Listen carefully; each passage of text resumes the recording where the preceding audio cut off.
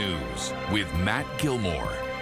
Good evening. U.S. President Donald Trump has issued an ultimatum to Iran to reopen the Strait of Hormuz within 48 hours. Or he says he'll start bombing Iran's power plants. It comes as Western allies consider helping to secure the important shipping lane. Here in Montreal, several hundred people gathered downtown this afternoon to protest against the conflict and to demand Canada stay out of it. They say they're concerned about recent remarks made by the Prime Minister, expressing readiness to contribute to the effort to reopen the strait. It's the same anti-imperialist cause. The same forces are against, people from those different countries waging war. The protesters say they'll continue their demonstrations until the conflict is over. There was a somber and emotional ceremony today for the families of 3 Quebec soldiers.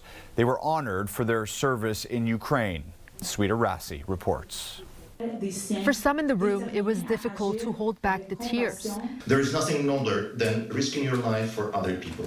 3 Quebec men were honored for doing something their country didn't ask of them, defending Ukraine against Russia's full-scale invasion. 2 of those men never came home.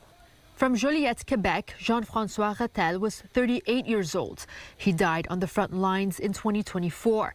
And Montrealer Émile Antoine Roy-Sirois was 31 years old when he died in July 2022, shortly after the war began. Son nom restera vivant dans nos cœurs. Today, their families stood in their place to accept the Ukrainian Canadian Sacrifice Medal, which honors Canadian citizens who have been killed or wounded in action serving with Ukraine's armed forces. I'm really touched. Denis Perrier survived the conflict. The veteran was 55 years old when he made the decision to go to war, an age where most would consider their fighting days behind them. He says he couldn't ignore that sense of obligation. So I saw how our war can destroy families and child and kill people. He was injured while he was there and spent 10 days in hospital. It's not clear how many Quebec soldiers are still on the grounds in Ukraine. Michael Schweck is the president of the Quebec Provincial Council of the Ukrainian Canadian Congress. He says he's thankful for the volunteers who put their lives at risk. The values of Ukrainians and the values of Quebecois are very, very similar. They value life, they value family, and they are willing to fight for it. A sacrifice that will not be forgotten. Sweeta Rassi, CTV News. Protesters gathered outside Google's offices in Montreal this afternoon, calling for a pause on AI development. They say runaway development of AI technology could lead to catastrophic social and economic outcomes. The protest is running parallel to a larger demonstration in San Francisco outside the headquarters of major AI companies. The organizers say this technology is being driven by a few decision makers, and they're calling for more government regulations and public consultations. Most people really think that this technology is progressing too quickly. It's like invading their lives, it's threatening their jobs, it's like, disturbing their children, and they wish it would stop, and the companies are just proceeding against the will of the public. So it's really undemocratic. And so we feel like, just the world's population should have more say in this than they are currently having. A teenage girl died after she was struck by a vehicle Friday night in Vaudreuil-Dorion. It happened at around 8:30 p.m. on Boulevard de la Gare. There is an investigation underway.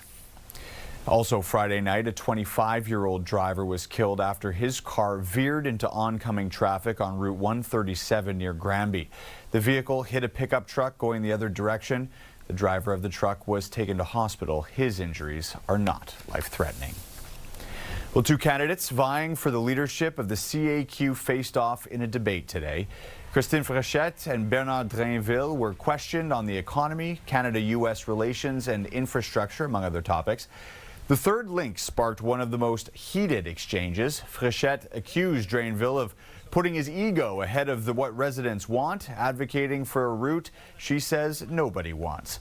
The two were later questioned about the tone of their exchange. I'm looking for a reason explaining why he is still promoting a corridor for that project that is not sustained, that is not appuyé. supported, thank you, that is not supported from people in the Quebec community and Lévis community, because I've talked with many people and nobody supported that specific corridor, and so I wonder what explains that. I don't understand. I think people like the idea of not getting personal in these kind of debates. I think we're all part of the same family, and we're all going to have to be working together after. So I don't think getting there is a good idea. Now it's Madame Fréchette's decision, but I had made the decision long ago that I was not going to go personal, and I stuck by that decision. The new leader will be selected on April 12th. The debate clubs in high schools are becoming rarer. The coaches that are left say they teach important critical thinking skills. Denise Roberts reports. The resolution is radical honesty, and these two sides are arguing for and against if it's ever okay to lie. We don't like lying, okay? But we find it can be an important thing in life. Even just a little. Junior debaters from schools across Montreal gathered for a one-day tournament at Alexander von Humboldt School. It helps them with clear thinking, logical thinking, with research, with speaking skills, with rhetorical skills, and it's a great team exercise. School debate clubs have become increasingly rare. There are only 4 schools in Quebec's English Language League. Whether it's funding cuts to extracurricular programs or focus on sports, Jonathan Bracewell says students are losing out on learning an important life skill. At this particular moment in history, I think critical thinking might be the thing that is most important for every child to learn. Competitors don't get to choose the topic, nor the side they're on. They only have 15 minutes before each round to come up with their arguments. Each takes a turn presenting their case and summarizing and rebutting their opponent's arguments. The best debaters are the best listeners, even more than the ones who speak so well. These juniors are just starting out and say they've already found it useful. I've learned that in the future I'm going to need it a lot. Even if I'm not a lawyer, for example, or a job that needs debating, I'm going to need debating at some point in life. I've learned how to argue better and make better arguments. Debating is an amazing way to practice seeing from other perspectives other than your own, seeing as someone else, looking through someone else's eyes, and thinking from someone else's mind. It just helps me see sort of the whole picture rather than just one side. And that's what Coach David Smith says keeps him motivated to keep debating culture alive. In the last generation, we feel like our opinions are increasingly part of our personal identity. And our personal identity has become really the most important thing about us in this age where everyone is promoting themselves online and through social media. And it's really difficult for us to back down from a position, to modify that position, to think differently about that position. Learning how to see the other side and being respectful of other points of view. Denise Roberts, CTV News. Well, Quebecers are mourning the loss of one of the province's greatest baseball voices. Commentator Roger Brulotte died Friday. He was 79 years old. He was part of the Montreal Expos from the very beginning and will hold a place in the hearts of fans forever. Anastasia Dextrine reports. Bonsoir, elle est partie. Roger Brulotte's passion for baseball was unmistakable, and it resonated with viewers and peers alike. It is quite remarkable the career path he started. You know, I mean, he's known for the Expos, he's known for calling the games on RDS and so many great lines that he had. He was just, you know, there's not a lot of real characters left in sports media these days. Brulotte was born in 1947. He began his career with the Montreal Expos as a scout in 1969. Stints in recruitment, public relations, and marketing led him to sign legendary major league players. He became a play-by-play radio announcer for Expos games in 1983. When they asked him to be a broadcaster, they told him to be colorful, to put color into the broadcasts. And boy, did he ever. I mean, you know, like the bonsoir, elle est partie is his signature, but he's so much more than that. Equal parts storyteller and showman, many of Brulotte's signature expressions became a part of the culture. And CJD 800 host Elias Makos says they also helped to bridge the gap between Anglophones and Francophones in Quebec. If you wanted to watch the Expos, not all the games were on TV, and when they were often only in French. You know, so I grew up learning French thanks to Roger Brulotte and the other broadcasters, you know, French Quebecois broadcasters. When Montreal lost the Expos franchise in 2004, Brulotte had a front row seat, but he stayed active in sports media as a columnist, analyst, and MC. Brulotte died on Friday at the age of 79, leading to a flood of online tributes from political and sports figures. He was just as popular as any Expo great that we had in the room, you know. He was that kind of personality, and you know, whoever loved the Expos loved Roger Brulotte. Root for the Expos. For his impact on the Expos, baseball, and the community, Brulotte was named a Citizen of Honor in Montreal last year. Funeral details have yet to be announced. Anastasia Extreme, CTV News. And there was a ceremony honoring Brulotte tonight at the Bell Centre.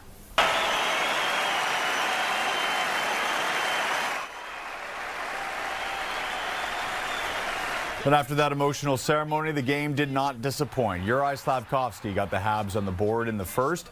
2 minutes later, the former Hab, Emil Einemann, would draw the Islanders level before Holmstrom would give New York the lead. In the second, the game now tied at 2. Cole Caulfield would give the Habs the lead, his 41st goal of the season. And then in the third, the back and forth would continue. Matthew Schaefer tying the game at 3.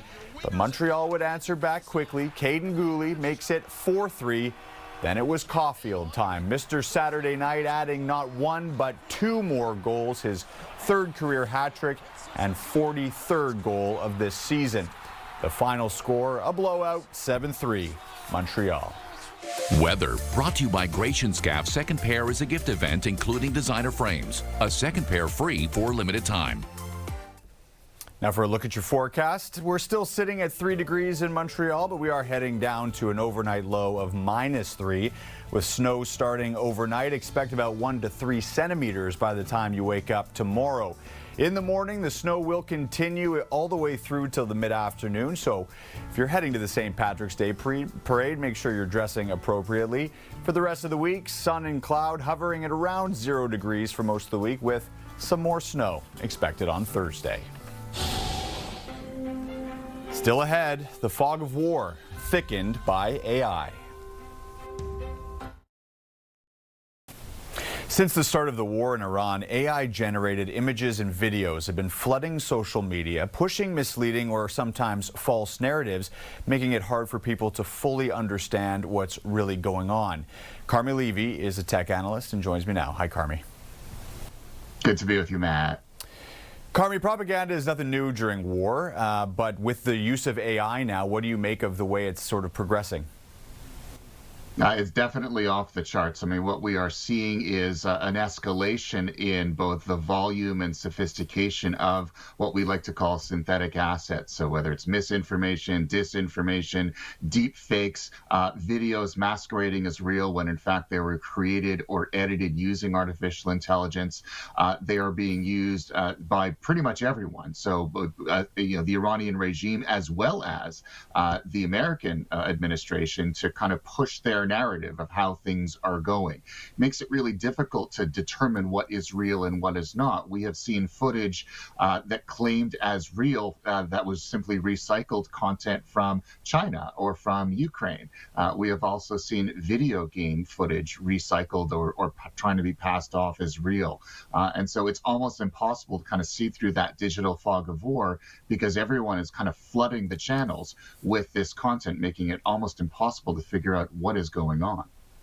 From an onlooker's perspective, someone who's not on the ground, trying to understand, you know, what's going on, are there some tricks that you can sort of pass along to try to catch some of these things, or are the AI videos just simply too good to be able to determine which are real and which aren't?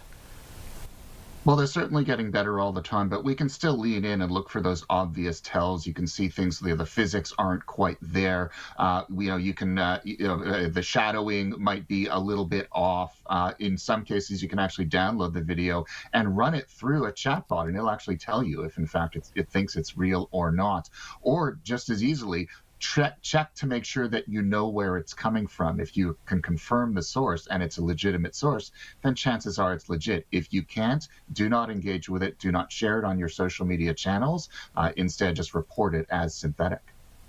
How successful have some of these AI propaganda campaigns been so far in this war? They've been significantly successful. In many cases, messages coming out of the Iranian regime have gone viral and have sort of shown that they have achieved outcomes on the battlefield that simply did not happen. Same thing with the American side. They have used assets to sort of show attacks that may or may not have happened. We have no way of knowing. And so this disinformation campaign, this deliberate misinformation, sharing of misinformation, is flying back and forth on both sides, making it virtually impossible to tell what's going on. The risk here, of course, is that someone will share something that will touch off an even bigger escalation in conflict, might incite someone else to become involved before the truth is ultimately known. So there's obviously the use of this technology for propaganda purposes, but also there's been an increase in cyber attacks as well. What are you seeing in terms of the cyber attacks so far during the war? I mean, there's already been a significant attack against a medical technology company in the U.S. known as Stryker that has been attributed to the Iranian regime. We're seeing a significant uptick in attempts to target American sources, so American infrastructure, American companies, American government agencies. But at the same time, it's coming to Canada as well. The Canadian Centre for Cybersecurity warning that Iran is targeting Canadian interests as well, and we can expect to see an uptick in those attempts in the days and weeks to come. And we're not involved militarily, but because we have expressed support, for this action, Iran now sees us on the other side of this equation, and they are targeting us digitally as well. So heads up, if you're Canadian, you are not immune to this. You need to keep your eyes open because now that threat landscape has become much more turbulent in recent days. Yeah, and Iran has also been targeting some data centers in the region. How vulnerable are Canadians to those types of attacks, even though they're happening on the other side of the world? We are. I mean, we've seen physical attacks, drone attacks against 2 data centers in the United Arab Emirates and 1 in Bahrain that literally took the internet down in that region for much of the day.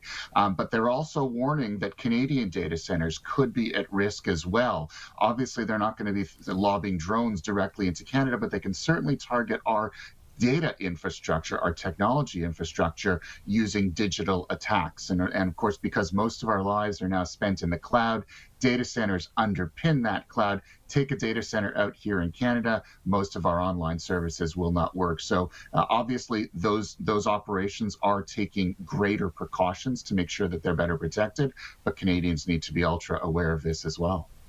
Thank you, Carmi. Appreciate it, Matt. Still to come, chocolate, chocolate, and more chocolate. It's a sweet tooth dream at Windsor Station. For breaking news and local news that matters to you, download the CTV News app right now by scanning the QR code on your screen using your smartphone. Or you can also go to our website, ctvnewsmontreal.ca. There's a chocolate expo this weekend at Windsor Station. 60 vendors and exhibitors from all over the world are showing off their sweet treats. Visitors can taste and learn how to cook and bake with chocolate. And there's more. Here's spokesperson Jean-François Cacou. We also have a cocoa bar and a fashion show with dresses, chocolate dresses. So it's an event where we can showcase chocolate and we can showcase also pastry and artisan, local and international. The event continues Sunday until 6 o'clock. That wraps it up for us tonight. For the latest news, you can listen to Weekends with Joanne Vrakis tomorrow morning at 6 on CJAD 800. And of course, you can always head to our website, ctvnewsmontreal.ca, for extended coverage. Thanks for watching. Have a good night.